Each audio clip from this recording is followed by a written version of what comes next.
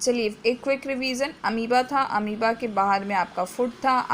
Amoeba ने अपने false leg से, सैडोपोडिया से उस फुट को अपने अंदर एब्जॉर्व किया। पहले उसने एक कप लाइक स्ट्रक्चर बनाया उसको ग्रैब करने के लिए, पकड़ने के लिए, और इसको कप लाइक स्ट्रक्चर बोलते हैं। कप लाइक स्ट्रक्चर बना करके उसे फिर अपनी बॉडी के अंदर डाल लिया। बॉडी के अंदर जब उसका फुड आया तो उसे हम फैगोजोम बोलते हैं। तो फैगोजोम मतलब क्या होता है?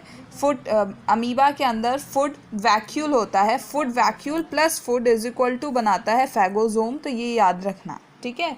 फुड वैक्यूल आपका, फुड वैक्यूल प्लस फुड मिल करके आपका बनाता है फैगोजोम, ठीक है।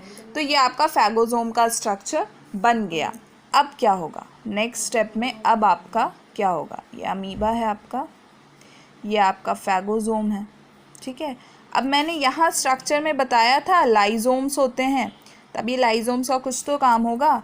ये हैं आपके लाइजोम, ठीक है। ये आपका मान लो एक लाइजोम है। लाइजोम के अंदर होते हैं एंजाइम्स। कौन से एंजाइम्स होते हैं? हाइड्रोलिस्टिक एंजाइम्स होते हैं, तो वो याद रखना। लाइजोम्स के अंदर में हाइड्रोलिटिक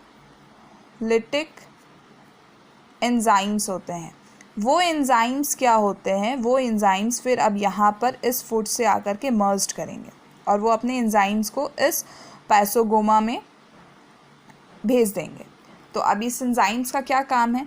ये एंजाइम्स क्या करेंगे? ये जो फूड है उसको जब हम चबाते हैं तो छोटे छोटे पार्ट में तोड़ देते हैं ना, हमारे स्टमक में टूटता है ना फूड एकदम स्मॉलेस्ट फॉर्म में। तो ये एंजाइम्स इस फूड को एकदम स्मॉल पार्ट्स में तोड़ देंगे ताकि उन्हें पचाने में ईजी हो। तो अब ये तोड़ रहे हैं स्मॉल पार्ट्स में, टुकड़ों टुकड़ों में। तब ये प्रोसेस क्या हो रहा है? ये हो रहा है आपका डाइजेशन। इंजेक्शन हमने पढ़ लिया। इंजेक्शन क्या हुआ? ये जो उन्होंने अपने बॉडी के अंदर फूड को इंजेक्ट किया, अंदर लिया, ये हो गया आपका इंजेक्शन। अब आपके जो एंजाइम्स होते हैं लाइजोम्स में, वो एंजाइम्स इस फूड के साथ मिल करके उसे तोड़ते हैं, उसे डाइजेस्ट करते हैं। तो ये आपका हो रहा है डाइजेशन का प्रोसेस। आया बात समझ? यहाँ तक आई बात समझ या नहीं आई?